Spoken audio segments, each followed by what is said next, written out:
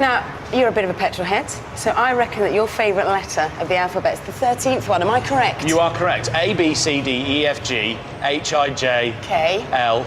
And M stands for two things: speed and handling. This is the new £50,000 BMW M3. From its featherweight carbon roof to ground-hugging diffuser tail, it's the most exciting car to be launched this year.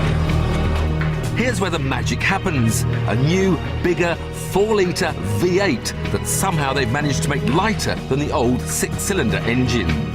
It produces 420 horsepower. And if that bothers you, then don't worry, because it's also greener and more economical.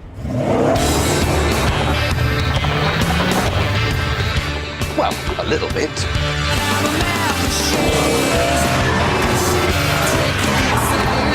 It's not so much an engine, more a laboratory, made in the same place that BMW build their Formula One engines. Even the humble spark plugs lead a double life as high-tech sensors of fuel density.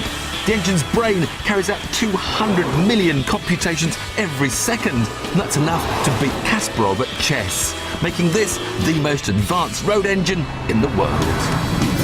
With 20% more power and 10% more torque, the V8 has given the M3 a somewhat lazier personality. Its power delivery just doesn't seem quite so urgent.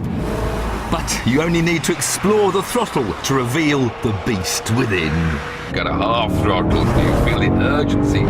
Singing, full throttle, and you soar up the hill.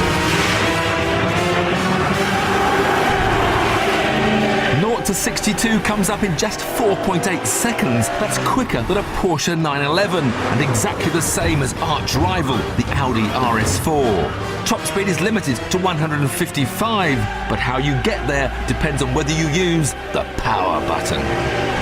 Which doesn't actually give you more power, it simply sharpens the throttle response. So if you're sitting there with just half the throttle and you press the button, all of a sudden it accelerates because the throttle movement is now more sensitive.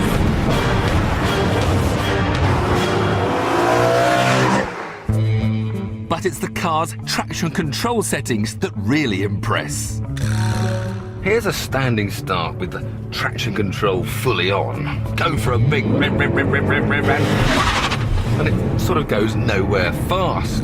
The power is reined in, leaving you stuttering off the line. Now, if I switch the traction control off, and try the same sort of dynamic start with lots of rev. Whoa, whoa, I'm The rear wheels light up like Catherine wheels because there's nothing controlling that mighty engine. Now select M dynamic mode. Now go for the big start and it launches you off. The Goldilocks setting. Not too much, not too little, just right.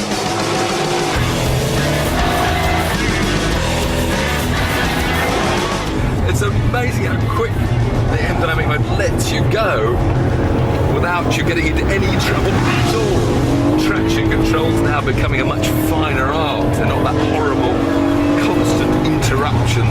But of course, at the end of the day, it has to go off. And with a choice of different throttle, damper and steering weight settings, all of which you can program into your handy M button, you can tailor the car's handling to suit. In my case, everything's set to extreme.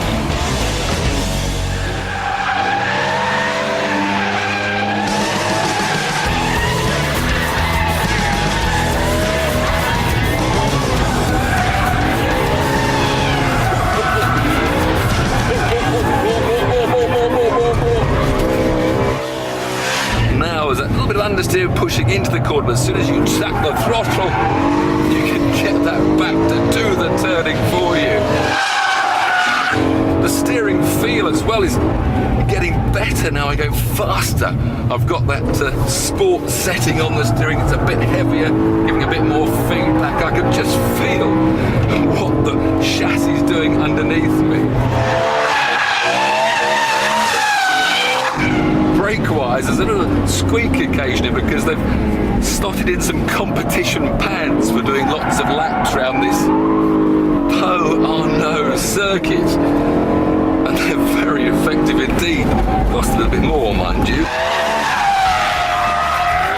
The car is just alive in your hands, and a real test of driving skill and fun and enjoyment.